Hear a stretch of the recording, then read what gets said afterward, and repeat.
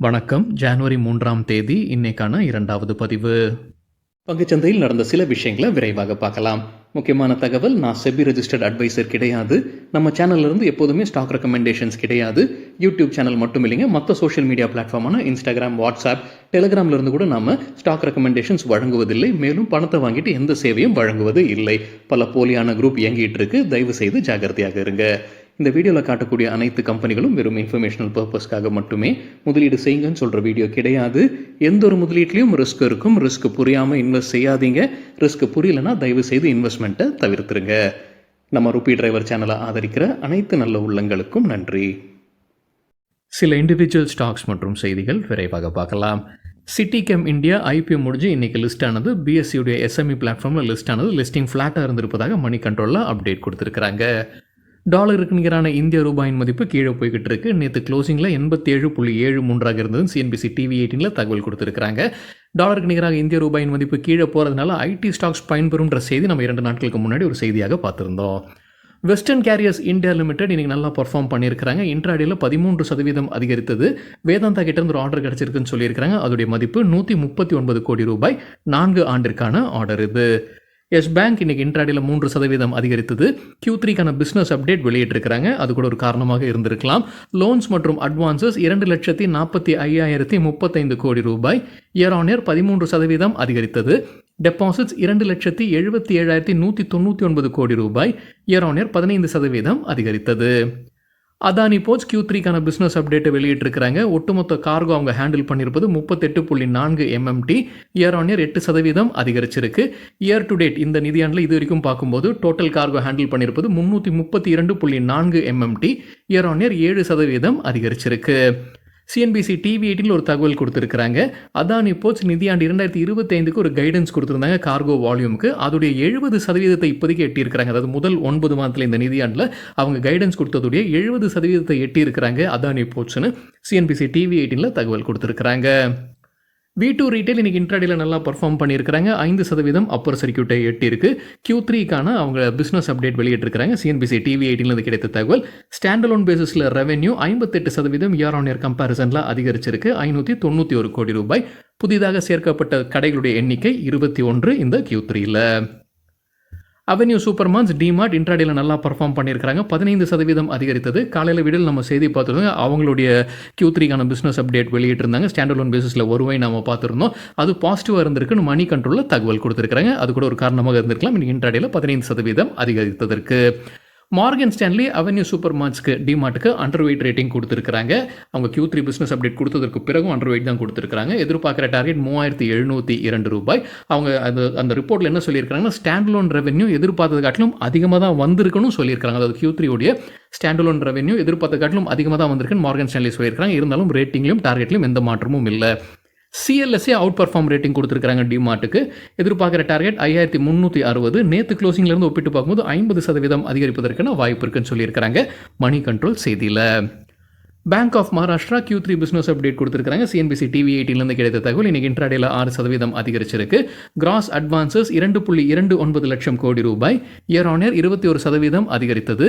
Total deposits 2.79 லட்சம் கோடி ரூபாய். இயர் ஆன் இயர் 14% அதிகரித்தது. KPI கிரீன் எனர்ஜி தரப்புல அப்டேட் இருக்கு. கம்பெனியுடைய சப்சிடி நிறுவனம் தான் சன்ட்ராப்ஸ் எனர்ஜியா பிரைவேட் லிமிடெட். அவங்களுக்கு சோலார் பவர் ப்ராஜெக்ட்ஸ் கிடைச்சிருக்கின்ற அப்டேட் கொடுத்துருக்காங்க. KPI Green Energy. ப்ரீகால் குறித்து மணி கண்ட்ரோல்லேருந்து கிடைத்த தகவல். இன்னைக்கு இன்ட்ராடேல 2% விழுந்தது. அதற்கு மணி கண்ட்ரோலில் சொல்லியிருக்கிற காரணம் என்னன்னா, அவங்களுடைய வைப்பிங் பிஸ்னஸ் அவங்க 20 கோடி ரூபாய்க்கு விற்பனை செய்திருக்காங்கன்ற செய்தி நம்ம இன்னைக்கு காலையில் வீடியோவில் நேற்று வீடியோவில் நம்ம செய்தியாக பார்த்துருந்தோம். அது மார்க்கெட்ஸ்க்கு பிடிக்கலன்னு சொல்லியிருக்காங்க மணி கண்ட்ரோல் செய்தியில். ரைட்ஸ் லிமிடெட் இன்னைக்கு இன்ட்ராடேல 2% அதிகரிச்சிருக்குன்னு மணி கண்ட்ரோலில் அப்டேட் சொல்லியிருக்கிற முக்கிய காரணம், சேல் கிட்டேருந்து அவங்களுக்கு ஒரு ஆர்டர் கிடச்சிருக்கு. கிட்டத்தட்ட 70 கோடி ரூபாய் மதிப்பிற்கான ஆர்டர் இது. ஃபோர்ஸ் மோட்டார்ஸ் இன்ட்ராடேல 5% அதிகரித்தது. டிசம்பர் மாதத்திற்கான சேல்ஸ் டேட்டாவை வெளியிட்டிருக்கிறாங்க. டொமஸ்டிக் எக்ஸ்போர்ட் இரண்டுமே சேர்த்து பார்க்கும்போது 2036 வாகனங்கள். இயர் ஆன் இயர் 18% விழுந்திருக்கு.